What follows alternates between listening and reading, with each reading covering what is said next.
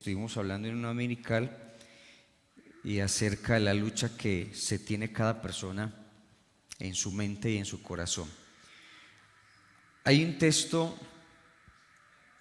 de la palabra en Marcos capítulo 12, verso 28, donde le preguntan a Jesús: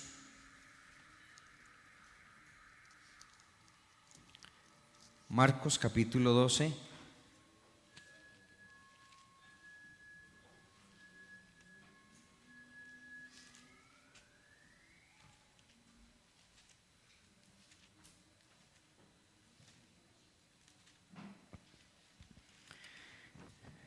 Marcos capítulo 12, verso 28 al 34. Reiteramos la bienvenida a todos, amén, y el saludo en el nombre del Señor Jesucristo. Vamos a leer antifonalmente estos versículos en el nombre de Jesús. Acercándose uno de los escribas que los había oído disputar y sabía que les había respondido bien, le preguntó: ¿cuál es el primer mandamiento de todos? Jesús le respondió: el primer mandamiento de todo es: oye Israel, el Señor nuestro Dios, el Señor uno es. Y amarás al Señor tu Dios con todo tu corazón y con toda tu alma y con toda tu mente y con todas tus fuerzas. Este es el principal mandamiento. Y el segundo es semejante: amarás a tu prójimo como a ti mismo. No hay otro mandamiento mayor que estos. Entonces el escriba le dijo: bien, maestro, ¿verdad has dicho? Que uno es Dios y no hay otro fuera de él. Y el amarle con todo el corazón, con todo el entendimiento, con toda el alma y con todas las fuerzas, y amar al prójimo como a uno mismo, es más que todos los holocaustos y sacrificios. Jesús entonces, viendo que había respondido sabiamente, le dijo: no está lejos el reino de Dios. Y ya ninguno osaba de preguntarle. Amén. Vamos a orar. Pidámosle al Señor que podamos comprender su palabra en esta mañana. Amén. Levante sus manos y pidámosle al Padre Celestial: estamos en tu presencia, Señor, y te damos gracias porque nos permites, Señor, adorarte y glorificarte, también oír tu palabra. Yo te ruego, Señor, que nos abras el entendimiento para comprender, entender tu palabra. Edifícanos, consuélanos, ayúdanos, oh Dios, y edifícanos, Señor, confórtanos a través de tu gloriosa y poderosa palabra. En el nombre de Jesús clamamos y pedimos tu bendición en esta mañana. Aleluya. Demos alabanzas al Señor. Al nombre de Jesús sea la gloria. Amén. Tomen asiento, hermanos. Bueno, cada uno decíamos que tenemos luchas y estamos batallando con algo, estamos luchando con algo. Amén. Alguien habló de los 5 gigantes del alma y que a veces es difícil vencerlos, ¿cierto? Y uno de ellos, pues, el miedo, y dentro de ese miedo el temor que hay por muchas cosas y que afecta entonces toda nuestra mente. Pablo dijo algo muy importante cuando le escribió a los Efesios y les dijo: por lo demás, hermanos míos, fortaleceos en el Señor y en el poder de su fuerza, porque no tenemos lucha contra carne y sangre, sino contra principados, potestades, huestes espiritual de maldad. Y entonces menciona uno de los elementos y le dice: bueno, vamos a vestirnos la armadura de Dios para que podamos estar firmes. Y una de las armaduras de Dios que nos dice allí la palabra, dice el verso 17: y tomad el yelmo de la salvación.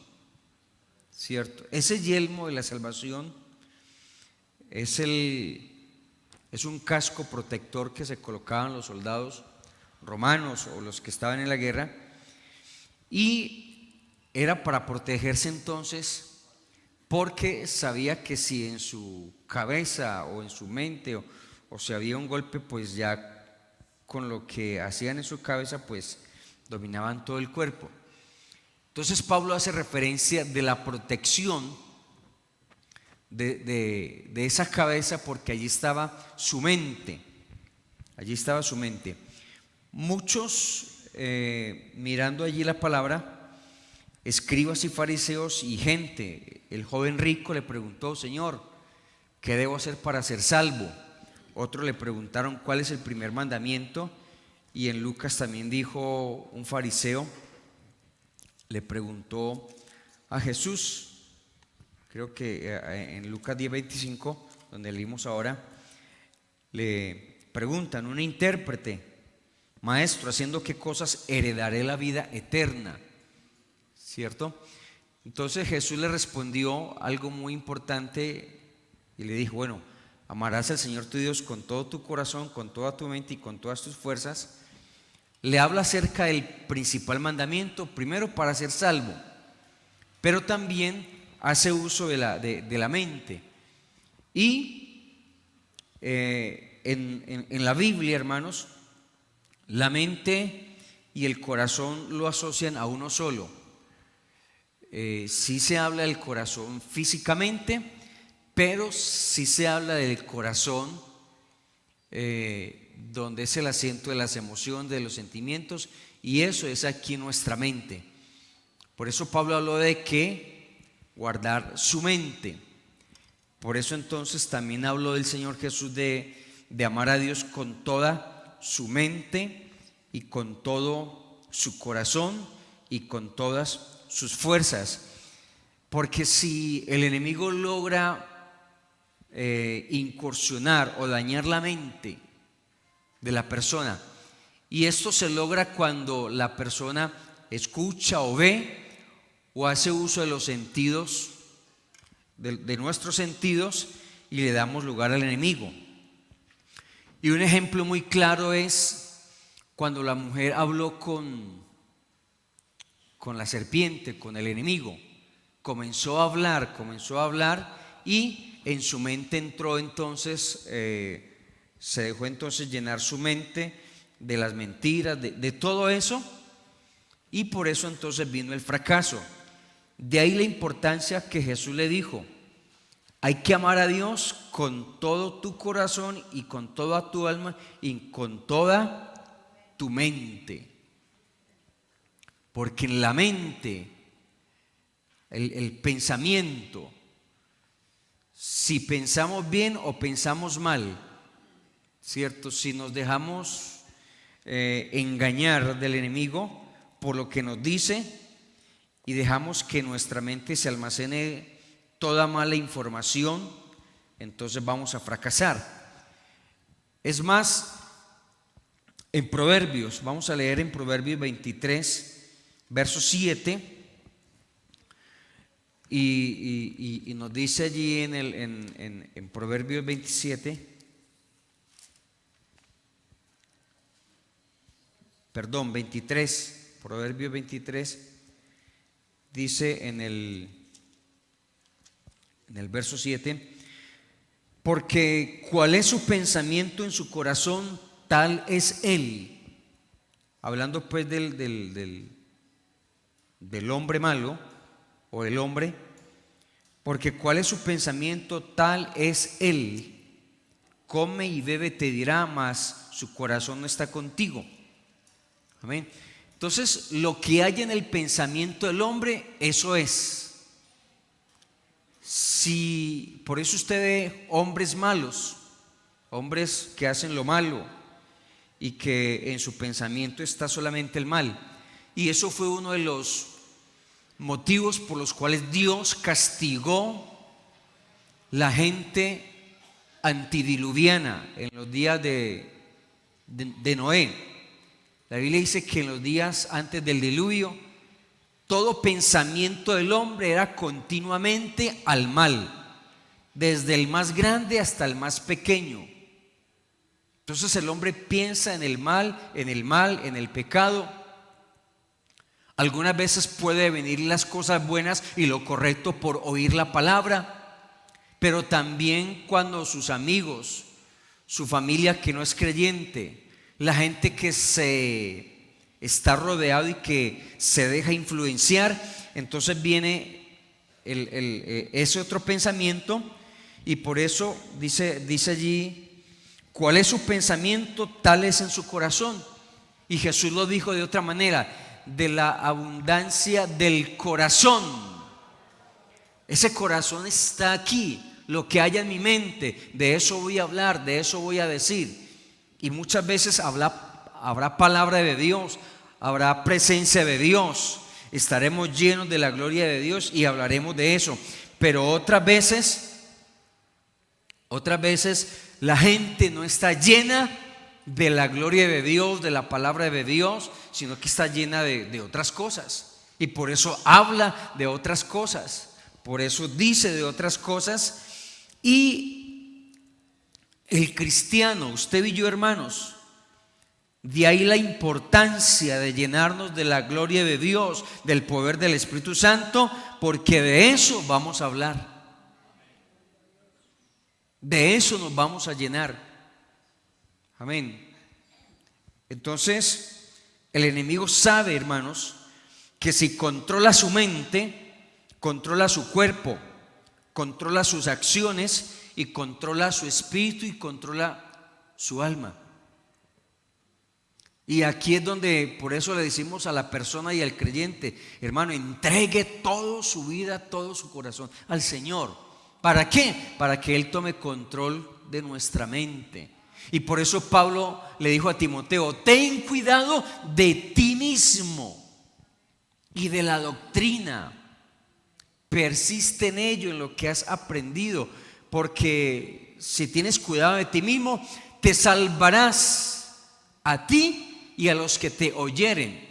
No es que nosotros nos vamos a salvar a sí mismos, no, sino que si en nuestro pensamiento, si en nuestro corazón está Dios, permanece Dios, ¿cierto? Entonces no va a haber lugar para darle al enemigo.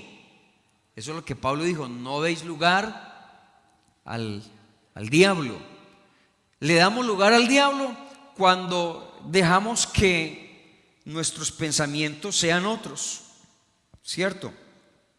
Cuando nuestros pensamientos sean otra clase de cosas. Entonces esa es la estrategia, y por eso entonces el enemigo siempre va a atacar nuestra mente. En lo que usted ve, en lo que usted oye, en lo que usted puede tocar, en lo que la influencia que tenga la gente. Entonces, hermanos, de ahí la importancia que el hombre y la mujer se llenen más de la gloria de Dios, porque el enemigo siempre va a enviar dardos encendidos, ¿cierto? Va a enviar dardos para que la persona pueda fracasar. Amén. ¿De qué manera entonces uno mira de qué manera entonces como el enemigo? Primero, una de las batallas que hay en nuestra mente es que cuestionamos a Dios. Mire a otros como prosperan y mire que usted no prospera. Dios a usted no lo oye y mire que el otro sí. Mire que usted sí tiene y mire que el otro no tiene. Mire cómo, y entonces la gente comienza: sí, tanta injusticia y tanto esto y tanto lo otro. Porque la gente comienza a cuestionar lo de Dios, comienza a cuestionar la autoridad de Dios, ¿cierto?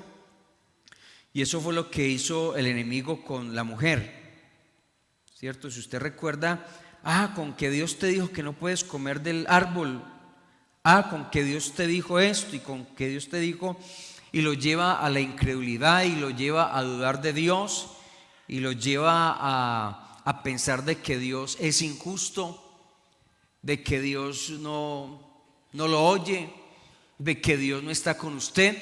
de que Dios lo dejó. Hay gente que piensa así.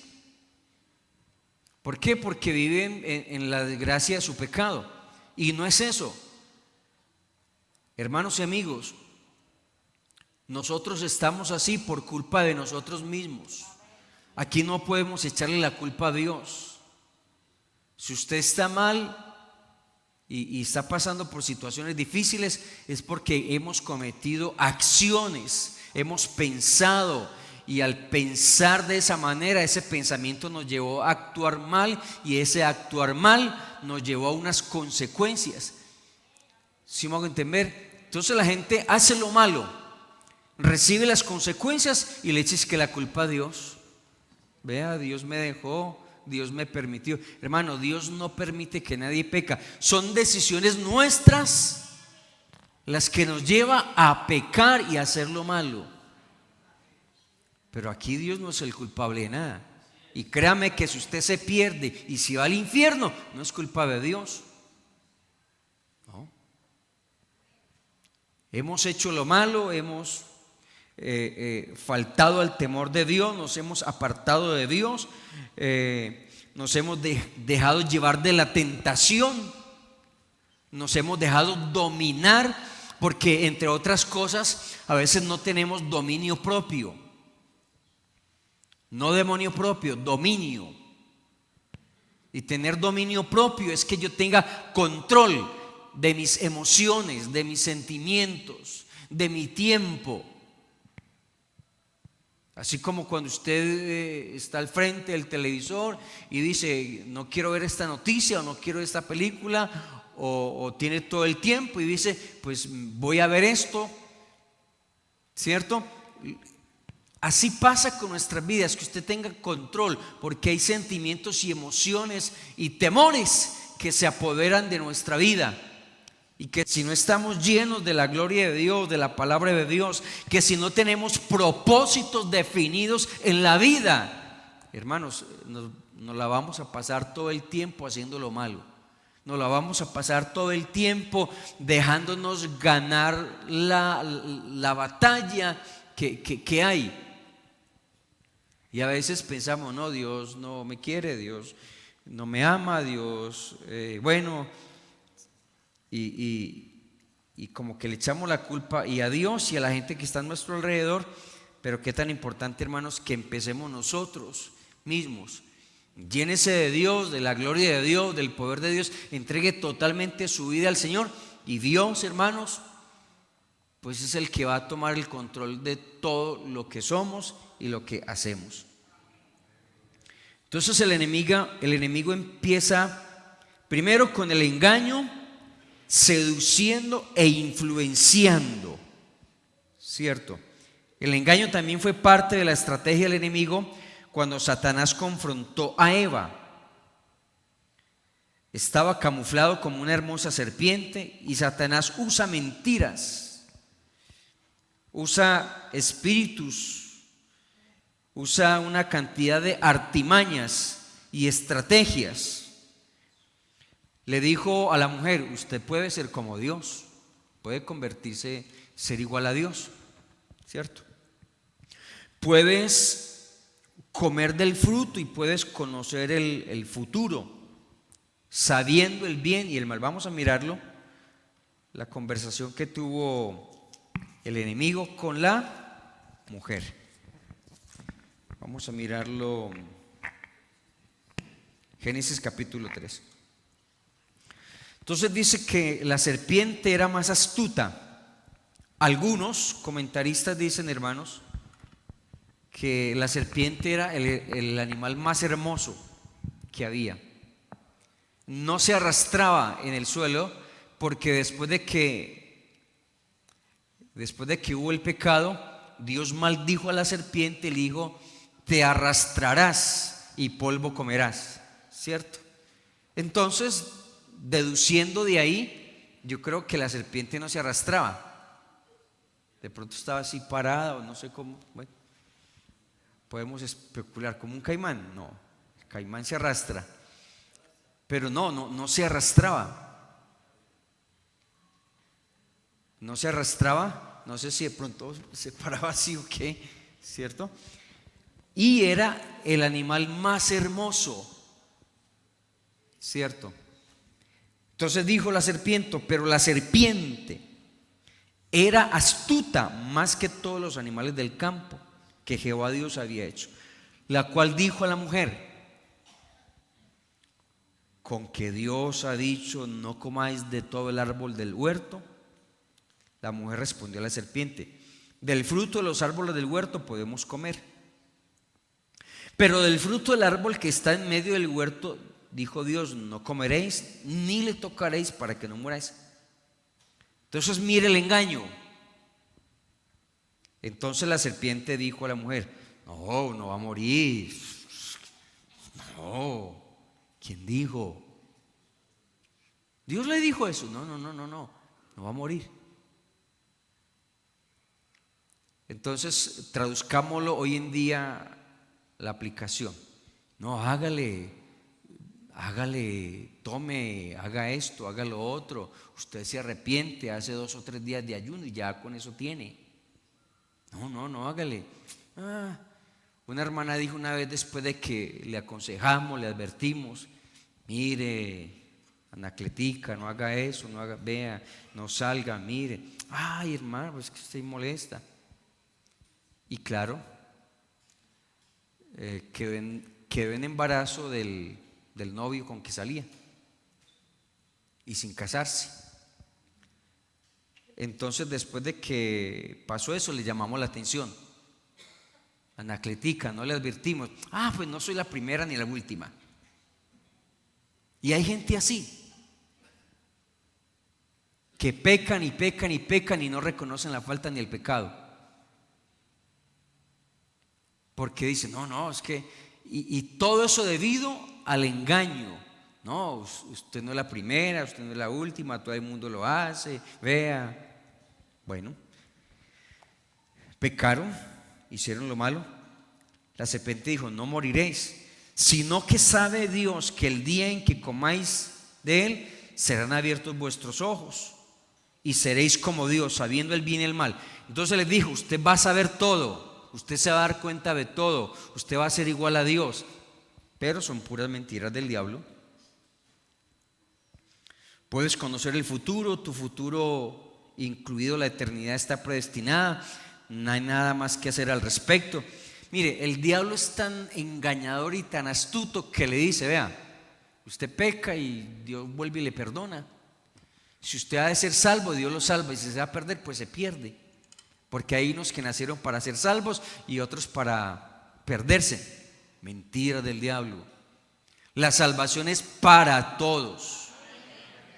Amén. Porque de tal manera amó Dios al mundo que ha dado su Hijo unigénito, para que todo aquel que en él crea no se pierda, mas tenga la vida. Entonces la salvación no es que uno nació para ser condenado y otro nació para ser salvo. No.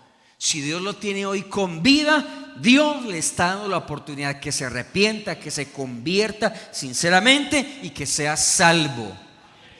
Que hay luchas, que hay pruebas, claro que sí, las tenemos. Pero mayor es el que está en nosotros. Mayor es el Señor que el que está en el mundo. Y la Biblia nos dice que somos más que vencedores por medio de aquel que nos amó. Entonces el enemigo puede meterle muchas, esas sí son cucarachas y mentiras que le mete el enemigo, ¿cierto? Todos somos hijos de Dios. Hay más caminos al cielo además de Jesús. Dios es demasiado bueno para enviar a alguien al infierno, ¿cierto? No, Dios es bueno y Dios lo va a mandar al infierno. No, ¿cierto? No, usted puede.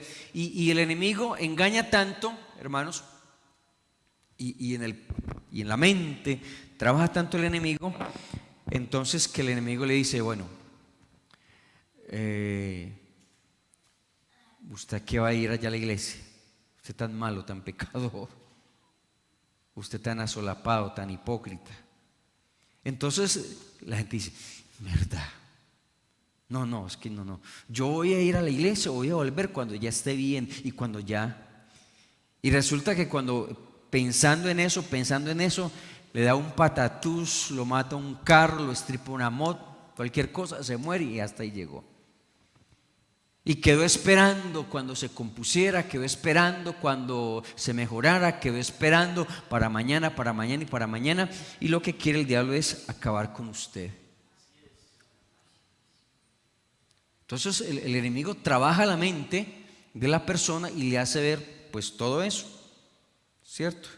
Y dice, no, pues después me arrepiento, después estoy muy joven o estoy muy viejo, y ponemos una cantidad de excusas, así como cuando el creyente, y son cosas que están ahí en la mente, porque todos nos comportamos de acuerdo a lo que pensamos y de acuerdo a lo que tenemos en nuestra mente, hermanos. Entonces usted puede pensar, no, vengo al culto de las 11, o voy después, o voy tal día, o como he ido y estoy trabajando y estoy cansado, claro, es nuestra mente, ¿cierto? Y usted es libre de pensar, y si es libre de pensar, también es libre de hacer lo que usted quiera. Amén. Aquí en la iglesia no obligamos a nadie, hermanos. Aunque la Biblia dice, hermanos, los que tenemos conocimiento y tenemos familia y tenemos hijos, la Biblia dice, hablando de la parábola de la gran cena, que un padre hizo una fiesta y convidó a muchos y la gente comenzó a excusarse. Acabo de casarme, he comprado 5 yuntas de bueyes, no puedo ir, y bueno, empezaron a excusarse y no fue mucha gente. Entonces el padre de familia, al ver de que nadie vino, dijo a sus criados, a sus siervos, vayan a los montes, a los collados, por todas partes, y tráiganlos y fuércelos a entrar para que mi casa se llene. Entonces decimos, bueno, los forzamos a entrar y le decimos, venga al culto, haga esto, lo otro, ¿cierto? Pero el que fue convidado y no quiso, y que fue preparada la cena para esos hijos y no quisieron, pues listo. Pero la Biblia dice, fuérzalos a entrar. Vamos a hacer lo posible para que entiendan, para que se llenen de Dios y para que entren, que Dios hará lo imposible, ¿verdad?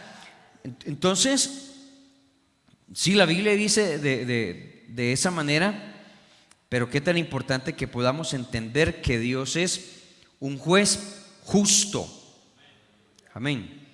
Y no crea que no, Dios es muy bueno y no me va a mandar al infierno. Dios es amor, pero también es fuego consumidor, dice la Biblia. Todo lo que Dios espera de nosotros es que vivamos una buena vida y que hagamos lo mejor que podamos. Hay que irnos más allá, hermanos. Aquí en el Señor tenemos que esforzarnos, hermanos. Amén. Pablo dijo, esfuérzate en la gracia que es en Cristo Jesús. Y también a Josué se le dijo cuando murió Moisés, mira que te mando que te esfuerces y seas valiente. Y no encuentra esa palabra esforzarse muchas veces en ese capítulo cuando Dios llamó a Josué.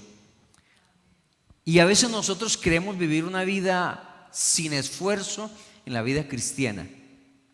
Y aquí, hermanos, si queremos lograr cosas, si usted quiere que le vaya bien en la vida material, secularmente, esfuércese en Dios, haga lo correcto, haga lo bueno, haga lo que a Dios le agrada.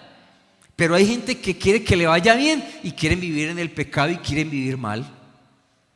Y quieren emprender cualquier cosa, cualquier emprendimiento, cualquier cosa, y viven mal y no tienen en cuenta a Dios y no viven bajo la voluntad de Dios. Y créame que así no vamos a prosperar, hablando de los que somos cristianos. Hay cristianos que quieren emprender y quieren vivir bien y quieren salir adelante, pero no se quieren esforzar en las cosas de Dios. Amén. Ahora, y si usted quiere ser salvo, los que todavía no, aquí tenemos que esforzarnos, amén, porque ya Dios hizo lo que tenía que hacer para salvarlo a usted, amén. Mire lo que dice en 1 Timoteo capítulo 4, verso 1. El enemigo en este último tiempo, hermanos, dice la palabra: pero el Espíritu dice claramente que en los últimos tiempos algunos apostatarán de la fe. ¿Quién puede apostatar de la fe? ¿Quién es el apóstata? ¿Quién? El que ya conoce, el que ya sabe, el que ha creído, el que conoce de Dios. Entonces hay incrédulos, los que no creen, el pecador que no conoce de Dios. Está el impío, el que sabe de las cosas de Dios, pero aún sabiendo las cosas de Dios hacen lo malo. Pero el que es apóstata no solamente sabe y hace lo malo, sino que habla mal de las cosas de Dios. Ese es el apóstata. Y la Biblia dice que en los últimos tiempos algunos apostatarán de la fe. Entonces comienzan a hablar mal de las doctrinas de la iglesia, comienzan a torcerlas, comienzan a hablar mal de Dios, de las cosas de Dios. Y ahí sí es peligroso. Ahí sí es muy peligroso. Entonces la Biblia dice que en los últimos, pero el Espíritu dice claramente que en los postreros tiempos algunos, oye, gracias a Dios no son todos o no son muchos, dice algunos que apostatarán de la fe. ¿Escuchando a quién? A espíritus. Oiga, cuando la Biblia dice escuchando espíritus, no quiere decir, hermano, estoy escuchando un fantasma, estoy escuchando un demonio. No, gente, personas con cosas raras y doctrinas raras, con pensamientos raros, con opiniones raras.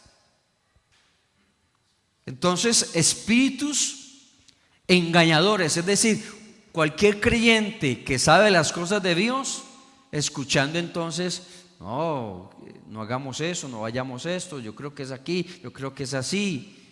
Escuchando a espíritus engañadores y a doctrinas de demonios. Entonces mire bien cómo el enemigo en los últimos tiempos está atacando la iglesia, está atacando al creyente y ataca al que se ha conformado, al que está tranquilo, al que... Escuchaba una palabrita ayer al hermano que estaba predicando, al que está anestesiado, que no siente nada. Porque hay gente que no siente necesidad de orar, no siente necesidad de ayunar, no siente necesidad por la familia, no siente necesidad y entonces está tranquilo. Pero qué tan importante, hermanos, que Dios pueda despertarnos en nosotros y nos haga sentir la necesidad. Primero nuestra, la de nuestra familia, la de la congregación. Que usted siente, hermanos, aquí todos del pastor para abajo estamos necesitados.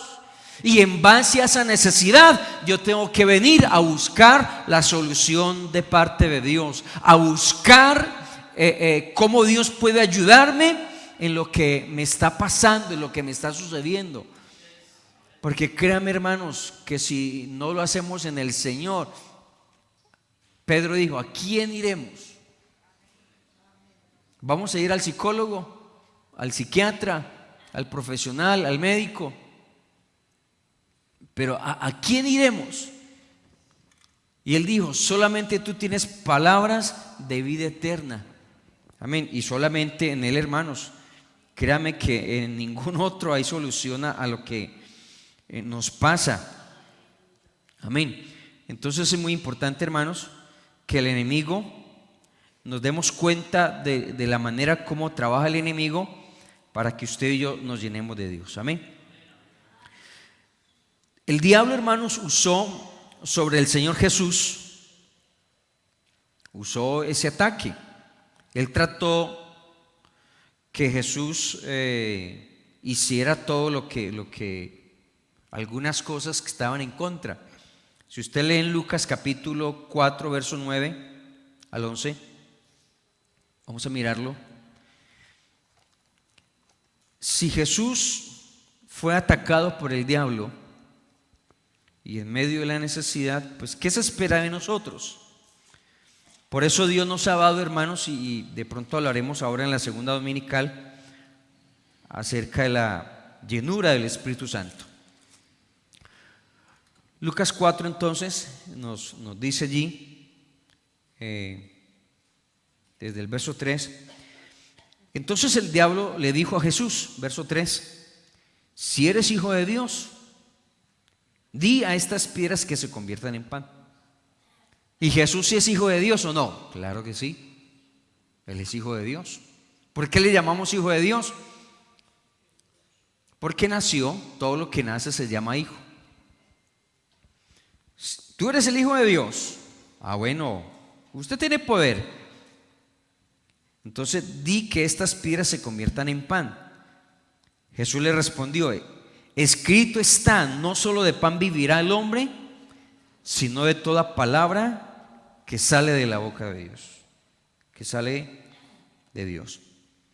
Lo llevó a un alto monte y le mostró en un momento todos los reinos de la tierra.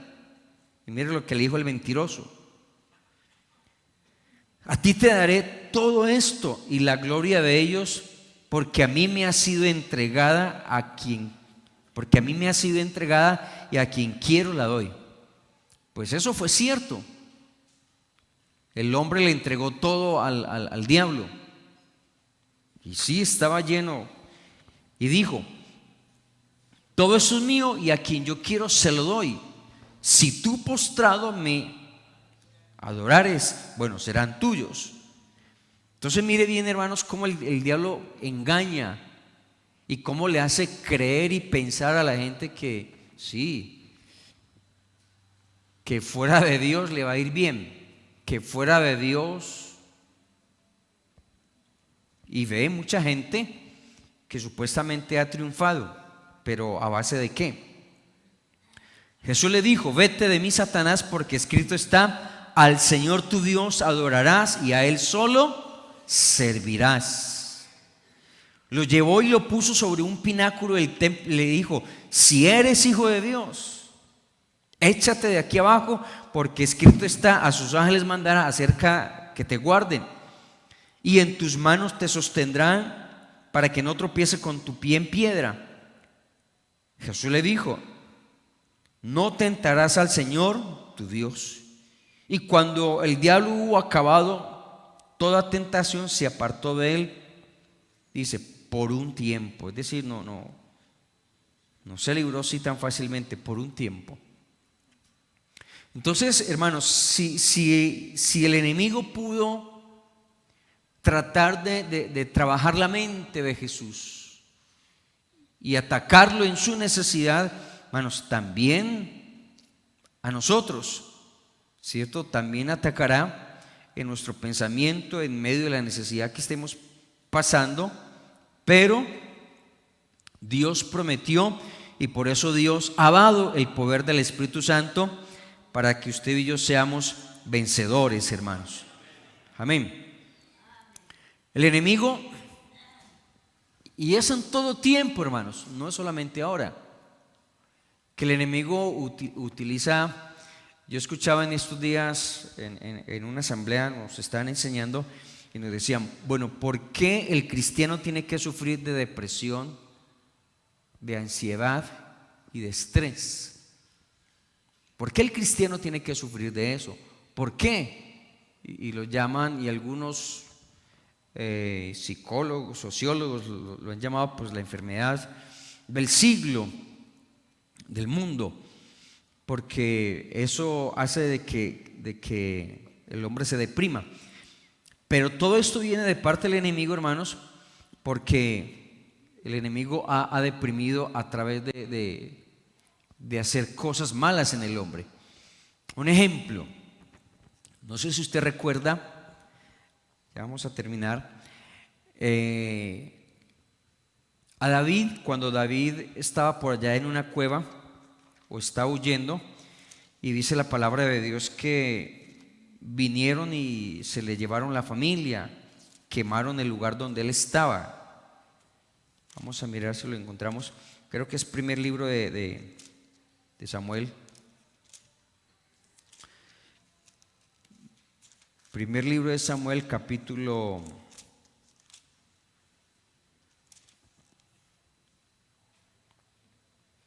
capítulo 30. Primer libro de Samuel, capítulo 30. Dice: cuando David y sus hombres vinieron a Siclag al tercer día, los de Amalec habían invadido el Negev y a Siclag, habían asolado Siclag, habían prendido fuego, se habían llevado cautivas a las mujeres, a todos los que estaban allí, desde el menor hasta el mayor, pero a nadie habían dado muertos, sino que los habían llevado a seguir el camino. Vino pues David con los suyos a la ciudad, y aquí que estaba, ¿cómo estaba? Quemada, sus mujeres se los habían llevado, sus hijos habían llevado cautivos. Entonces David y la gente que con él estaba, ¿qué hicieron? Alzaron su voz y lloraron hasta que les faltaron fuerzas para llorar. Claro, la depresión que se puede tener al ver la familia así, cautivos, llevados, todo acabado. Usted se va a alegrar, se va a contentar. No. Entonces viene la depresión. Las mujeres de David, Abigail, la que fue mujer de Nabal, y dice el verso 6: David se angustió mucho porque el pueblo hablaba de apedrearlo, pues todo el pueblo estaba en amargura de alma, y cada uno por sus hijos y por sus hijas. Pero ¿qué hizo David? Mas David se fortaleció en Jehová su Dios. Entonces el enemigo utiliza cualquier cosa para deprimirlo, para que usted se llene de estrés, de ansiedad, de depresión, todo eso, para que usted se desaliente, para que usted se aísle, ¿cierto? Para que usted como que se aleje, porque es normal que pensemos, hermanos, cuando viene un mal y cuando viene una angustia, pues la gente reacciona de dos maneras, ¿cierto? No vuelven a las cosas de Dios, se desaniman, se angustian, ¿cierto? O otros, con mayor razón, pues dependiendo de la relación que tengamos con Dios. Pero encontramos gente, cristianos, hoy en día, que tienen una muy mala relación con Dios, o hay un poco acercamiento con Dios, y cuando viene la angustia, cuando viene el problema, en vez de alejarse de Dios, nos apartamos más de Dios y le echamos la culpa a Dios. Y eso le pasó a David. Se estresó, se angustió. La gente le dijeron por culpa suya, se angustió mucho, pero dice que se fortaleció en Dios, y mire lo que él hizo. Vamos a mirar. Dijo David al sacerdote hijo de Ahimelec: yo te ruego que me acerques el efod. ¿Qué era el efod? Era algo para él consultar a Dios. Y David consultó a Jehová diciendo: perseguiré a estos merodeadores, ¿los podré alcanzar? Él le dijo: síguelos, porque ciertamente los alcanzarás y ciertamente librarás a los cautivos. Pero hermanos, el más consagrado, el más que esté con Dios y el que más se angustia, llora, y eso el enemigo lo usa, ¿cierto?, para poner en contra a Dios y para decirle: bueno, Dios te tiene así, Dios está así contigo, Dios se alejó de ti. Y por el contrario, hermanos, si alguien quiere ayudarnos, si alguien quiere bendecirnos, si alguien quiere obrar en nuestra vida, es el Señor. Vamos a estar de pie, por favor. Vamos a dejar hasta allí. Y yo no sé, ciertamente todos acá tenemos alguna situación, estamos batallando con algo, estamos luchando con algo, pero Dios nos ha hecho más que vencedores, hermanos. Vamos a creerle a Dios, vamos a entregar toda nuestra vida al Señor, porque solo así Él puede ayudarnos, hermanos. No vamos a reservarnos nada para nosotros. Cuando usted y yo nos reservamos algo y le decimos: Señor, yo te entrego una parte de mi corazón, No, es todo nuestro corazón, toda nuestra mente, toda nuestra alma, que tenemos que entregarlo a Él. Y créame que solamente Él puede obrar en medio de la necesidad, la lucha por la que está pasando, la prueba, esa situación difícil. Hermanos, podemos decir como dijo Pablo: todo lo puedo en Cristo que me fortalece. Como dijo Jeremías: Jehová está conmigo como poderoso gigante, y no temeré lo que me pueda hacer el enemigo. Aleluya. Vamos a orar en el nombre del Señor Jesucristo. Torre fuerte es el nombre del Señor Jesucristo. A Él correrá el justo, y dice la Biblia: y levantado será. Para siempre no vamos a estar caídos. Sí, estamos luchando, estamos peleando, estamos batallando. Hay gigantes con los cuales nos estamos enfrentando, aleluya, pero mayor es el que está en ti. Así que vamos a invocar el nombre del Señor Jesucristo, y esa angustia, ese problema, ese pecado, esa situación, esa cautividad, eso por lo que se está pasando, vamos a decirle al Señor que Él es el único quien puede obrar en medio nuestro. Padre celestial, amado Dios, hoy he venido, Señor Jesús, ante tu presencia. Tengo luchas, tengo pruebas. Estoy batallando, Señor, con cosas en mi mente, en mi hogar, en mi casa, con mis hijos, con mi esposa. Oh, Señor, conmigo mismo, donde mi esposa no sabe, donde mis hijos no saben, donde nadie sabe la lucha que estoy teniendo. Pero yo sé que tú puedes ayudarme, Señor. Tú puedes, Señor, darme la victoria. Tú puedes hacerme más que vencedor, Señor. Hoy quiero llenarme de tu poder. Hoy quiero llenarme de fuerzas. Hoy quiero llenarme de autoridad, Señor Jesús, de tu Espíritu Santo, soberano Dios, para poder vencer en tu nombre. Ayuda a tu iglesia, Señor. Ayuda a cada hermano, ayuda a cada amigo que ha venido, los jóvenes y adolescentes que están teniendo luchas, Señor. Ayúdanos en el nombre de Jesús, te lo pedimos. Obra de una manera especial en cada hermano, en tu iglesia, soberano Jesús. Es en tu nombre, Señor Jesús, que pedimos tu ayuda, tu bendición. Aleluya. Mi pensamiento eres tú, Señor. Mi pensamiento